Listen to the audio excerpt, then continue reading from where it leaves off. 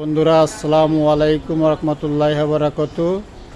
এখন যে মানুষটা আপনাকে দেখাচ্ছি উনির সাথে কিছু কথা বলি, চলুন দেখি। আসসালামু আলাইকুম। ওয়ালাইকুম আসসালাম রহমতুল্লাহ। কাকা, আপনার নামটা কি? আমার নাম হলো মোহাম্মদ সাইদুর রহমান বাবুল। বাবুল। তো আপনি আমাদের এখানে আসছেন কেন? আমি রিক্সা চালাই, ভাড়া নিয়ে আসছি এখানে। উনি দেখেন, উনি রিক্সা চালান, এই যে উনি রিক্সাটা।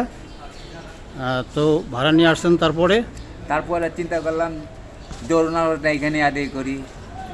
এখানে তো কোনো সময় আদায় করতে পারি না, আমি তো গাড়ি চালানোর অবস্থায় এই এই এই হুজুরের বাড়িতে কোনো সময় নামাজ আদায় করতে পারি নাই।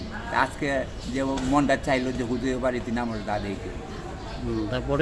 তারপরে নামাজের শেষে চূড়া ইয়াসিন পাঠ করলাম, আল্লাহর কাছে একটু কান্দাকুটি করলাম। ইহকাল পরকালে এই দুনিয়াতে আমাদের জায়গা নাই, ওই দুনিয়া চলে যেতে হবে।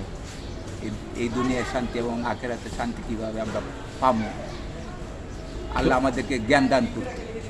তো আপনি কোরআন তেলাওয়াত করলেন? জি, চূড়া ইয়াসিন পাঠ করছি। সূরা ইয়াসিন পাঠ করছেন? জি। তো বন্ধুরা, ওনার জন্য আপনারা দোয়া করবেন, আল্লাহ তাআলা যেন উনিকে ভালো রাখে, সুস্থ রাখে। সে পর্যন্ত ভালো থাকেন। আল্লাহ হাফেজ।